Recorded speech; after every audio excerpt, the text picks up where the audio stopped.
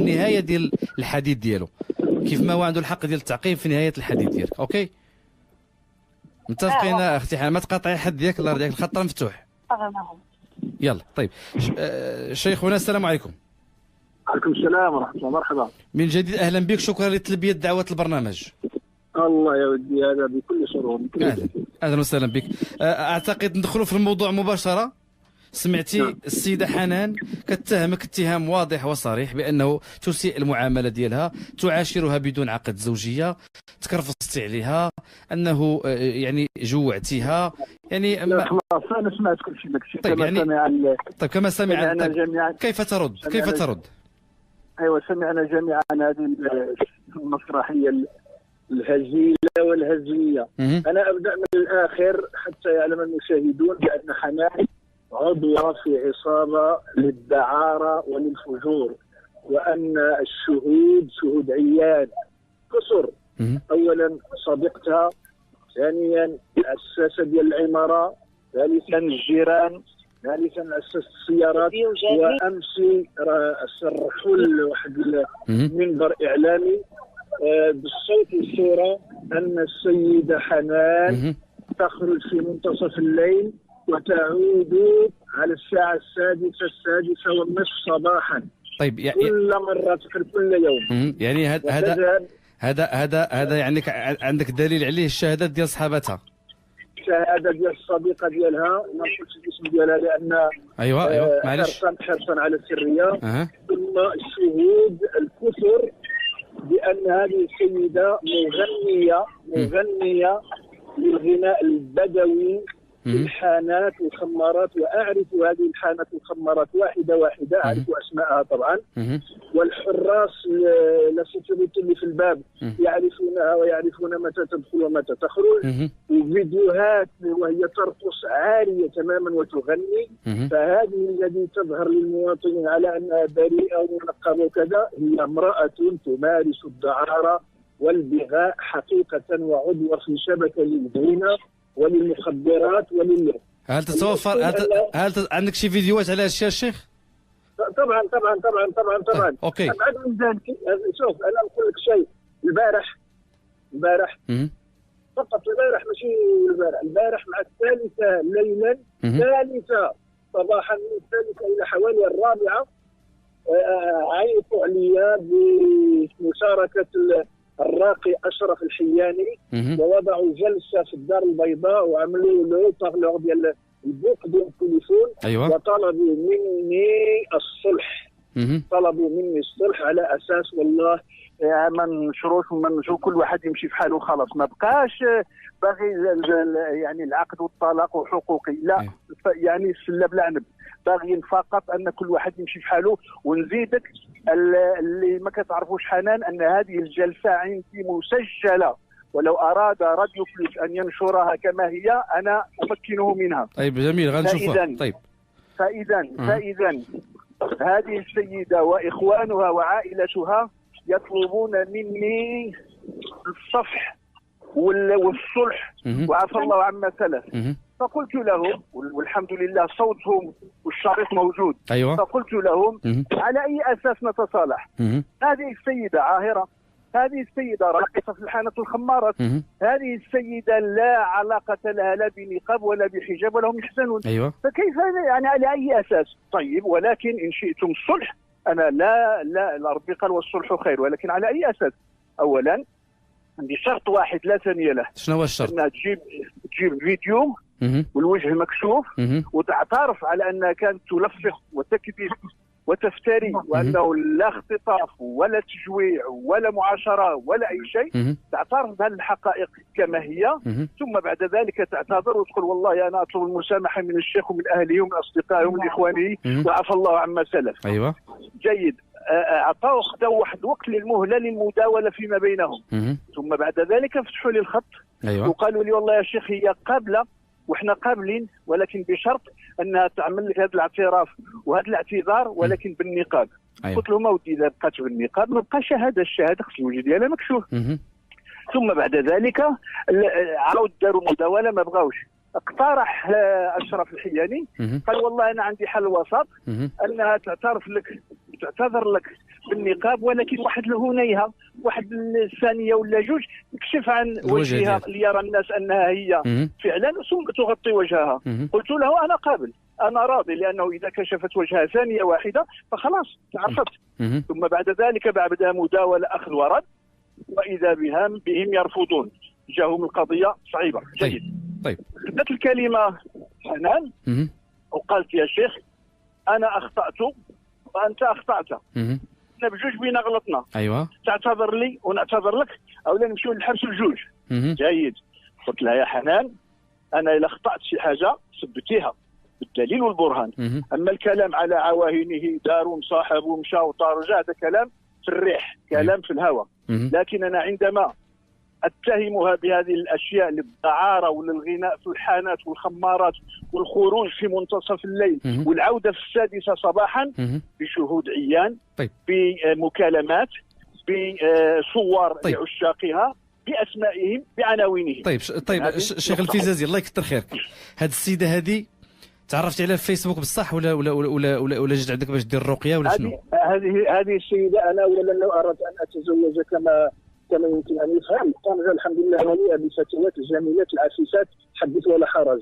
اشدني انا من طنجه حتى للسد بزوله، مش سد بزوله لا 800 كيلومتر بعيد عن السد بزوله، يعني الخله والقفار. طيب يعني الشيخ هذا ليس مبرر.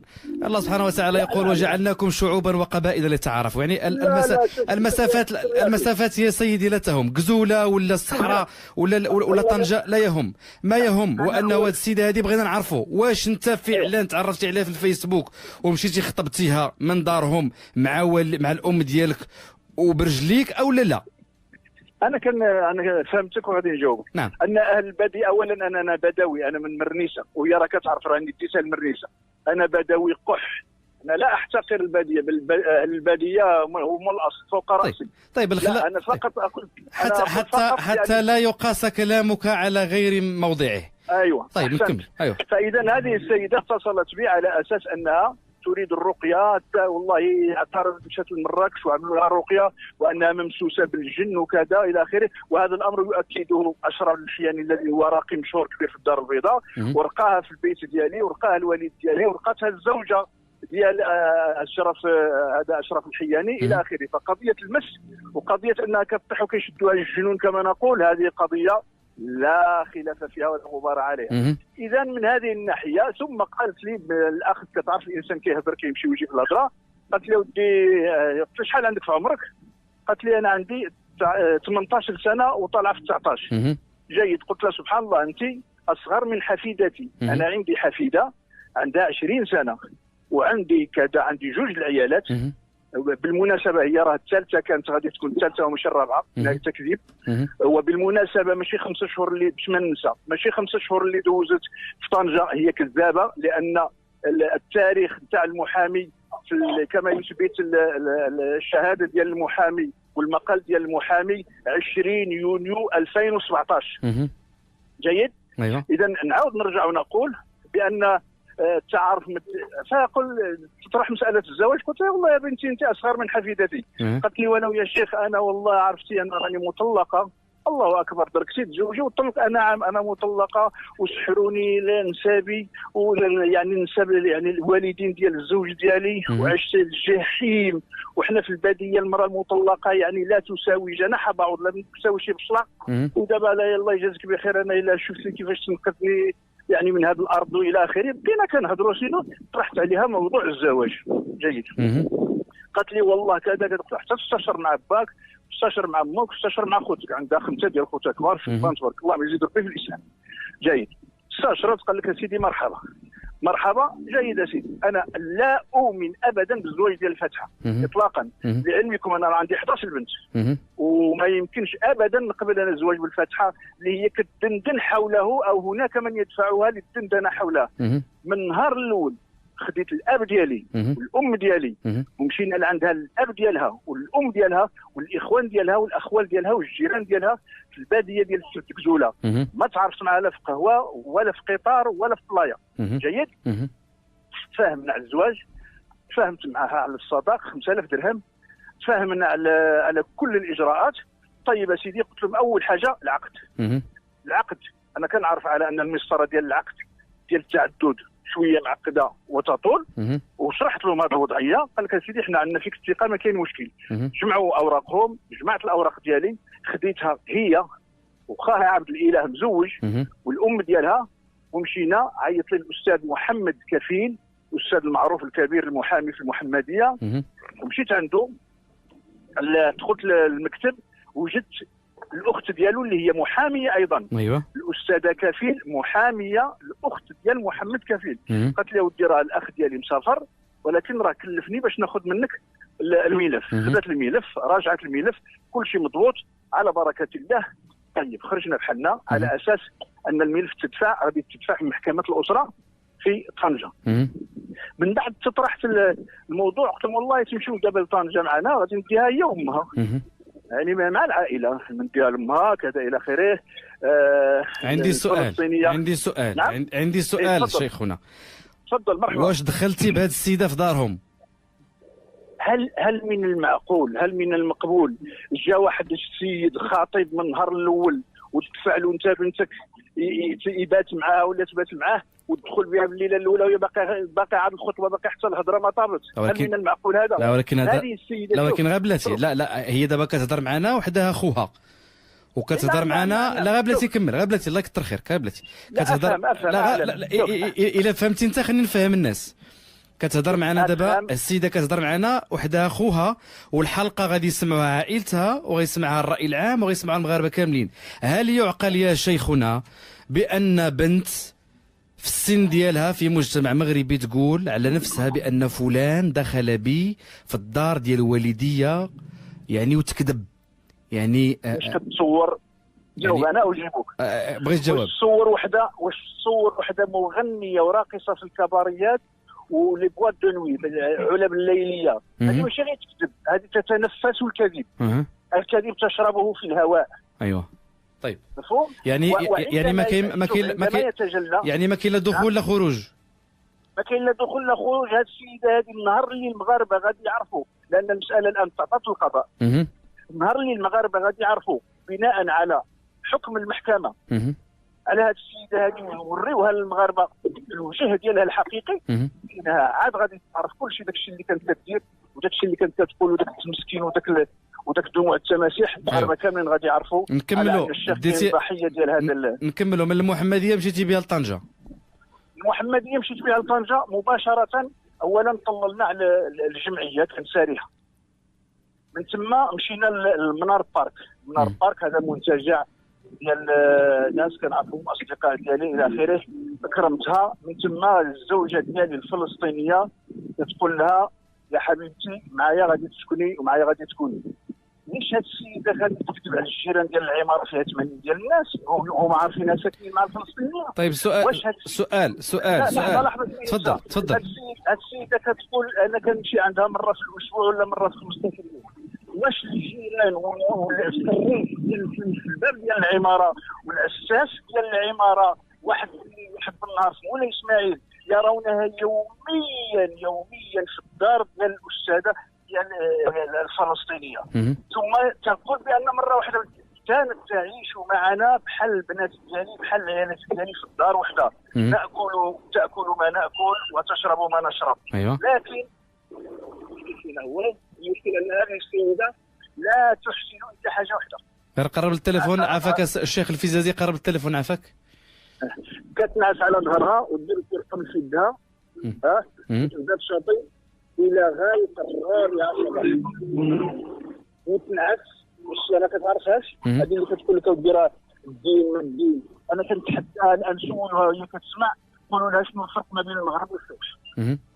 كنتحداها تقول لكم الاقامه ديال الصلاه، كنتحداها تقول لكم كيفاش كتوضا. هي الان كتسمع.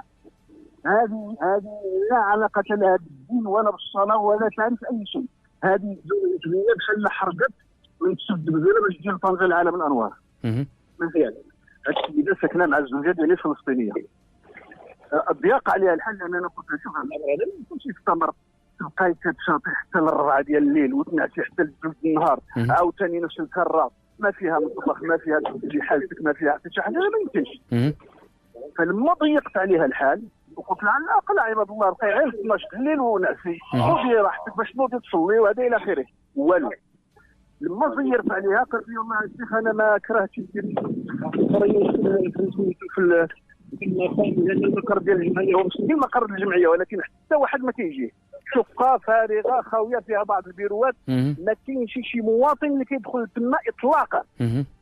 وإلا كان شي مواطن كيسمعني ومشى تما يقولها ما كاينش. طيب هذا المقر هذه الجمعيه ديالها هذه الجمعيه المغربيه للسلام والبلاغه، هذه جمعيه ديال الدعوه. ايوه اوكي ايوه ديال محاربه التطرف والى اخره. ايوه على كل حال عملت لها سيرفيس مزيان وعملت لها تلفزيون وعملت لها الحمام وعملت لها الثلاجه صبانه، عملت لها البوطه، يعني كل تستحق.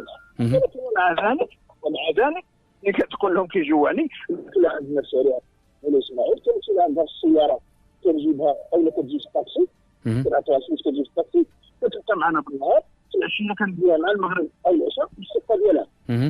جيد خلاص الامور طبيعيه. طيب غير عافاك الشيخ الفيزازي، الصوت ردو كيف ما كان، اللي يدير كي تحيدو. نعم الله يكثر خير. الشيء اللي ماشي طبيعي ايوه هو ان هذه السيده هذه الانساب بالادله القطعيه على انها هي كتدخل للمقر ولكن كتستنى حتى ل 11 12 الليل وكتخرج كتمارس الدعاره ديالها والغناء في الكباريات وكتجي مع 6 ونص ديال الصباح. جيد.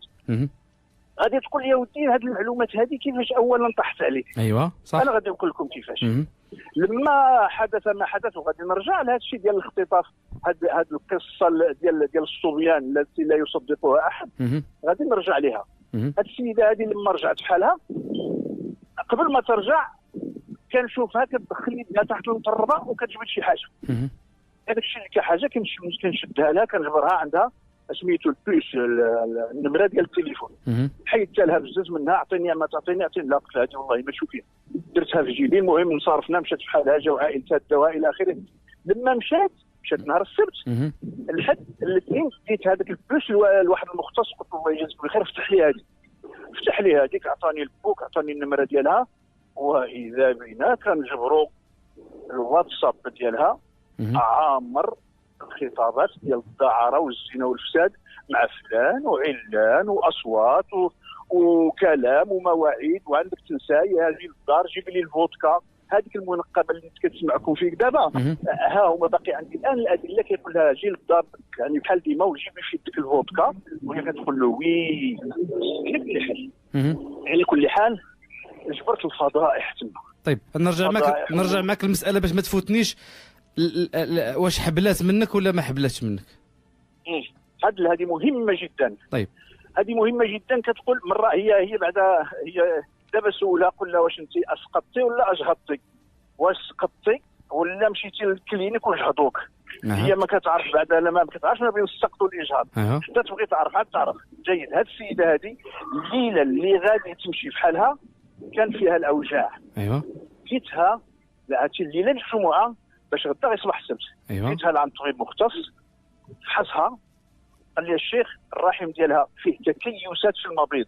هذه عقم مؤقتا بحيث يستحيل باش تحمل لا منك ولا من غيرك. اللهم الا اذا عالجت هذه التكيسات. والان لو كانت تطوع شي طبيبه او شي طبيب ويعالجها الان هذه الليله غيجبر التكيسات باقيين فيها في الرحم ديالها. لذلك انا كنتكلم بشواهد وكنتكلم بحقائق وبشهود ماشي كلام في الهواء. مزيان. طيب ولكن هي كتقول يا شيخ بانها تتوفر على تسجيل ديالك، كتهضر مع الاب ديالها وكتقول له هذا الشيء اللي عطى الله والدري مشى ويعوض الله. هاد السيده انا قلت لكم تتنفس الكذب. لا ولكن لا بلاتي الله يكثر خيرك شيخنا، يعني انت تنفي بانه هضرتي مع باها؟ يا خلي دابا الكلام ديالي ما عنده قيمه في هذه الحاله. لا بلاتي لا بغيت نوقف عند بغيت نوقف عند مفتاح من مفاتيح هذه القضيه، لأنه واحد فيكما إما أنت إما هي، الله أعلم، يعني الكلمة غتكون القضاء، ولكن هناك أساليب بسيطة جدا باش نعرفوا شكون اللي تيكذب شكون اللي تيقول الصح. أنت كتقول يا شيخ الفيزازي وأنت على مستوى عالي من العلم والمعرفة ولك مكانة اعتبارية وهذا الشيء كله على راسنا وعيننا، ولكن نحن الآن نستضيفك كطرف في هذه القضية. نعم. انت كتقول بانك ما هضرتي مع باها، هاد السيده هادي ما حملات منك، ما جهضات منك لانه اصلا ما قصيهاش واخا. هي كتقول بان عندها تسجيل ديالك انت كتهضر مع باها وكتقول لي بانه شي اللي عطى الله ودار الرضا علينا ويجيب الله ويعوضنا خير، ياك؟ دابا حنا غنوقفوا البيضه في الطاس. ايوه. غتقول لي كيفاش؟ غادي تجبد التسجيل. عليك نور. حنان معنا؟ لا بلاتي، حنان معنا؟ معاك. عندك اختي التسجيل؟ التسجيل ديالي كاين عند خويا منبت، غادي تلاح التسجيل. عندك لا لا لا, لا جاوبينا. لا شوفي الله يرضيك، شوفي انا عندي بيضه ولا كحله، عندك تسجيل نعم ام لا؟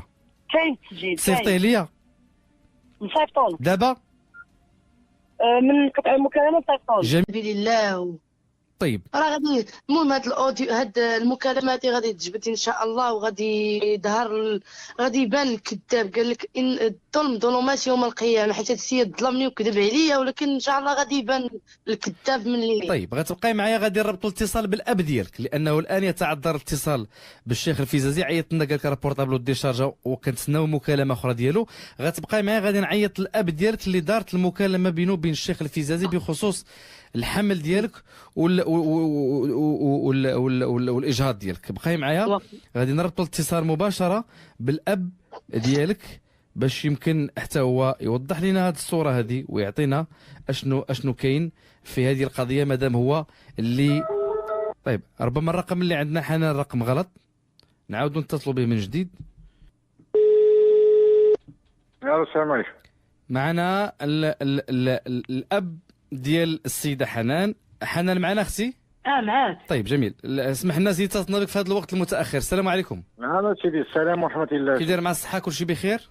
بخير الله يبارك فيك. نعم سيدي بخير. الله يكثر خيرك. بغينا نسولوك نعم سيدي على واحد القضيه. انت راجل كبير وعارف بينك وبين الله 57 عام وليدي. ما شاء الله ما شاء الله عليك. الله يكثر خيرك. عندي لك سؤال واحد وغادي ننهي المكالمه، ما غاديش نطولوا بزاف. بغيت نقول لك انا شلت الكلمات الاربعه مسموح. تفضل. اسمع يا سيدي، والله وباش يحلفوا الرجال الكلام الاول هو هذاك الراجل الوجه اللي جا عندي به ما بقاش معايا به، وهو اللي استرني ربي ما يستروش. جا طلبني البنيه وعطينا البنيه وقلنا لي شوف سيدي الدريه راه هاكاين وهاكاين وراه صغيره وراه ما عارفاش وراه كذا. قال لي شوف سيدي الدريه كون هاني منها وبيناتنا باه هو يهضر باه. قال لي شوف ولدي الحاج محمد، قال له شوف الدريه هضرتي ما سولتيها كذا كذا. قال لي شوف سولتها سيدي خارجه من الخامس غادي نردها للمدرسه الحاج باه. وشوف سيدي قال له الشقه ديالها، قال له الشقه ديالها ما تديش معها ولو كان كاس ما تديش معها. قلنا سيدي حنايا هذا الراجل ما كاين باس، هذا الراجل هذا وجا عندنا هو باه ليله كبيره هذه. قلت لي شوف سيدي انا راه ما كنشد الصداق في بناتي، ولا كنشد الصداق في بناتي راه كناكل اللحم ديال امي. انا الدريه التقليد ديالي راه حيدتو عليا ودرتو عليك انت وباك، وفسخت وليدي واحد البلوزه خانزه ودرتها لهم على رؤوسهم. قلت لهم تقليد حنان عليكم يوم القيامه، هدوها للشانتي وقطعوها وجاكم راه الدم ديالي تا هو نصفي ليكم دوما. طيب خليك معنا، طيب خليك معنا غير خليك معنا. الله يكثر خير، خليك معنا. واخ نرجعوا عندك اسيدي، كمل لنا. انا سيدي ودار هذاك الراجل هذا الشيء كامل منه كذب عليا، انا يتواجه معايا، انا كذب عليا. وانا هذا الراجل اللي كنقول ليه وكنواجهوا به غدا امام الله. انا غدا امام الله غنتواجه معاه. انا ما نتواجه معاه لا في محكمه ولا عند بوليس ولا عند شي هضره. انا غدا اليوم القيامه كنتخلص من صاحبي يا وليدي. طيب عندي لك سؤال. انا الا حقرني وتعدى عليا وجاني الاخر الدنيا وخطب بنتي هو وياه مجاوجين في التليفون، نعم سيدي، وهاضرين ومكلمين انا وباه وامه ومرتي انا دارونا قنطره ضحكوا علينا. هذاك الراجل خاصو العدل هو والدريه، الا كان العدل خاصها باش تمشي هي باش يمشي هو. حيت انا بنتي ما كتعرفش طنجه، ديتها ليه وديتيها لطنجه ووليتو كتشربوا في العصير وحاطين داك اللي كيشربوا بالعاشق داك. ايوه معليش. لاكلاص ايوه لاكلاص ومدير شي قهاوي ما كيتعرفوش شي قهاوي واعرين ويشربوا في ذاك لاكلاص هو وياها ويكركروا. وقلت انا هذا هو الراجل. قال لي غندي بنتك الجاموعه غنعلمها الحاتي غندير ليها ما شفت منه والو. نعم سيدي هاد الدريه الا دايره كاع الصح هو راه عنده كذوب كل شيء هادشي حيت هو كذب عليا. نعم سيدي وغدا امام الله في بغي نتواجه معاه. نعم سيدي طيب عندي لك فقط غدا امام الله. عندي وهذيك القضيه ديال عيط علينا وقال لنا راه المراه قاست ولا كذا سمعتي وليدي؟ ايوا ما هضر معايا على ديك الهضره ديال المراه راه دينا في السبيطار رجال وجاه. قلت المراه هاكي بنتي هاكي هضري. انا كراجل محترم وما نجيبش نهز فيه العير راه هو لا استرني لا اللي يسترو. لا بلاتي العين ديالي ما تديش نهزها فيها خويا. لا بلاتي الا وليدي قدي نهز فيه العير راه نبات مع اليهود. الا هذا ذاك الراجل يدور في قوله راه ما كاين والو. ملي عطيتك الدريه ودير عليها شروط وبين عليها شي حاجه. طيب يا سيدي يعني ما خاصو يشدها هي وياه يبين تبيينه. لا ما تنفعلش. يمشي يقول لك لا ما تنفعلش بزاف. ولا جيت شاهد من هكا هاك الشهاده عنده كله مزيرو. ما تنفعلش بزاف اسيدي ما تنفعلش. نعس الشيطان قول اعوذ بالله من الشيطان الرجيم. اعوذ بالله من الشيطان الرجيم. هذا راه غدر هذا وليدي. هذا راه غدر هذا غير قول اعوذ بالله من الشيطان الرجيم. اعوذ بالله من الشيطان الرجيم واستغفر الله 1000 مره بالجوج. هذاك الراجل سيدي ما خصوش يكذب عليا انا. واخا سيدي واخا. طيب غتبقى معنا خليك معنا ما تقطعش. حنا عندنا فقط سؤال واحد يعني. نعم سيدي هذا السيد هذا واش اتصل بك وراك انسان عارف بينك وبين الله؟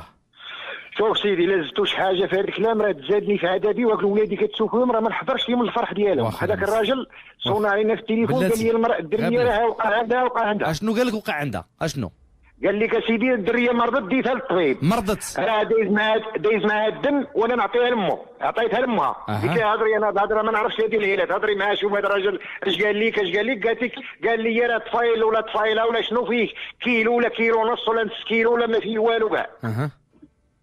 راه قاست. انا الهضره ديال العيالات ولدي ما كتدخلش لراسي. انا غشي اللي بيني معاه انا غدرني. انا هذا الكلام ما نحش عليه بيه وما نعاودوش وما نتصنتش ليه انايا ثلاثه. طيب. قلت لك الراجل كذب عليا اول مره كذب عليا اخر الزمان صافي. انا كذب عليا وحده كذب عليا 60 انا. طيب شي كذبه وحده كنحط عليها 60 انا. طيب يعني انا غنملي نافقني في داري وذبحت لي 3 الحواله. الا ما 3 الحواله الله يشتتني. وحده شويتها في الفرينه ووحده ذبحتها لبوه مع الصبح. والغد ملي جا بعاسيه وجا هدي ذبحت لي الحولي انه وبا متلبه ماشي نسيبي. وهذا راه الغدر هذا وليدي. هذا راه الغدر هذا. وملي شتي الدريه فيها الفويت بين عليها. قعدوا حاصل عليها راك التشيخ وقعدوا بين عليها شي مصيبه وشدها هي وصحابها. وبيجي هو عيط عليا انا ويقول لك الا بغا يديروا لي عامين يديروا لي 6. ماشي دير لنا هكا قال هكا دار هكا دار هكا كلشي هادشي انا ما دخلش لي الراس. نعم طيب هذا الراجل غدا قدام الله غنتواجه انا حدث الهضره وليدي. طيب السلام عليكم. شكرا لك سيدي. شكرا. السلام ورحمه الله واسمح لي وسلم عليك وقول لي الشكر ليك والشكر ليك. انا كنشكرك يا حاج. وراك كتعرفني انا راه كيلو تاع اللحم فيا. طيب. وانا راه كنشكرك يا حاج. وحنا راه غدا قدام الله غنتواقف انا وياه وسالينا الهضره انا وياه. طيب قلت لحمي هذاك ودمي وعطيته لك انت مسؤول به. ديتيه لطنجه تحمل به.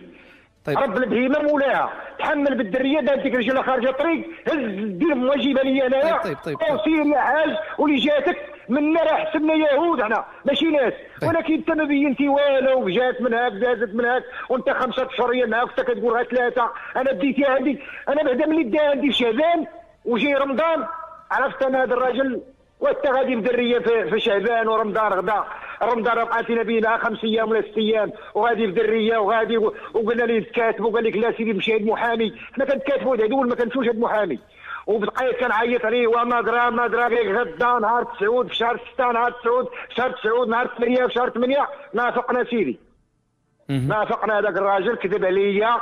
ان هذا كذب عليا انا حسبته كذاب كامل هادشي هادو. نعم سمعتيني يا وليدي؟ نعم اقسم لك بالله ولادي حرام عليا. الا هادشي اللي كذب عليا انا حسبته كاذب كل شيء. واخا تكون هاد الدريه دايره هادشي هو كذاب كذب عليا صافي. غدا امام الله ولا بغى يتعلقني ولا بغى يذبحني ولا انا ماد ليه عنقي هذا الراجل حيت كاينه الحقره في البلاد وليدي. طيب انا راه ايها الناس ما نشكر نقول لكش لا دات عليا. طيب. عندي 5 خرفان ذبحتي 3. طيب اقسم لك بالله العلي العظيم. انا ولادي خدامين هاد الناس وهذاك الراجل تجاوز مع الدريه في التليفون وجاو عندي حنا باش تبتونا حنايا خسرونا حنا في 1 مليون. انا باش غديته هو تصيلته طيب ويضحك عليا ينافقني، ما حاسوش ينافقني انا. الى هذاك الراجل ينافقني انا ما قاريش واو، والله ما قاري واو. طيب. الى هذاك الراجل قاري هذاك الشيء ودير هذاك الشيء ويدير هذه الحوايج انا راه ما قاريش وغنفاجر انا. طيب عندي لك سؤال، الله يكثر خيرك. عندك سؤال اخر سؤال بدون اخر سؤال بدون آخر فعل. سؤال لا نقول ولا انت؟ لا ليك انت، انا بغيت نسولك. نعم سيدي. ما تعصبش ياك، غير بشويه. عندي العصب والقلب والطنسيون. لا ما يشدني بوين يدي نطيح بوين يدي. الله ينجيك الموت بوين رجلي انا ميت. الله ينجيك اسيدي. الغدر حرام. الله ينجيك. طيب انا عندي الغدر حرام في الدنيا هذه يا وليدي. عندي لك على السؤال، الله يكثر خيرك. الله يسخر سيدي. ولكن الا كان غادي يعصبك بلاش. والله اذا تقولوا بالله.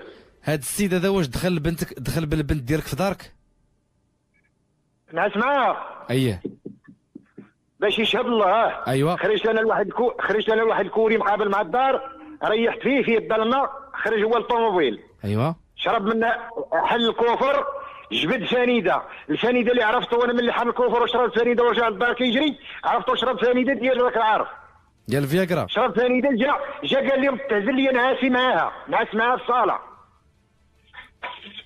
أيوة. الا ما نعسش معاها في الصاله ما عنديش والدين انا. وملي نعس معاها في الصاله وتوضى انايا عرفت الراجل طقبه. طيب. نقولها لي فوج وانا نقولها لي وشوف اوليدي شوف. نعم. شتي باش عرفتو عندو النقص. طفله حاشاك راه بغا يركب عليها قدامنا حنا في الصاله، انا وامها وخوتها وحنان ويدير لها بحال هكا الغزاله حنان عليك السن يدير هاد الحوايج في الدار مع مرته. طيب شكرا.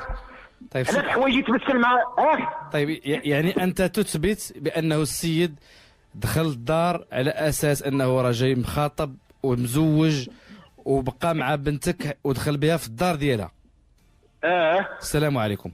غدا امام الله تا هي نقولها. الى اللقاء. الله يحفظك اوليدي. حنان شكرا لك لاله. ماشي مشكل. شكرا. غادي يكون عندنا لقاء اخر معك من تصيفط لنا هذاك التسجيل. الشيخ الفيزازي عاودوا عيطوا لي الله يكثر خيركم للمره الاخيره. هذا الكلام اللي قال السيد كلام خطير جدا، كلام خطير جدا. يجب على شيخنا انه يرد عليه بوضوح اكثر. اتمنى ان تجيب يا شيخنا، اتمنى ان تجيب. نعاودوا نعيطوا نسمعوا المكالمه واش مفتوح التليفون او لا من جديد. الامر يعني طيب من جديد. مغرب لي 06 البوت فوكال من جديد. اذا البوت فوكال غدا ان شاء الله غادي نبقى نعيط لك حتى غدا ان شاء الله الشيخ الفيزازي تنعرفوا الخيط الابيض من الخيط الاسود في هذه القضيه. أتمنى أن نكون قد استوفينا هذا الموضوع، ولكن باقي الفصل الأخير. كنتسناو السيدة حنان أنها ترسل لنا التسجيل. الأب ينفي أنه يكون سمع شي حاجة، ولكن تيقول بأن مرتي راها سمعت، والله أعلم. عموما غنتسناو التسجيل. إذا يعني وفات الأخبار اش خلاوها الناس ديال الصحراء. نتلاقاو غدا إن شاء الله باش نعطيكم من رد نهائي على هذا الموضوع. الشهادة ديال الأب ديال حنان كانت حاسمة. شكرا لكم. أتمنى أن نكون قد أعطينا لهذه القضية ما تستحقه. نلتقي في الحلقة القادمة من برنامج العاشرة بصراحة. لكم تحياتي وتحية فريق العمل.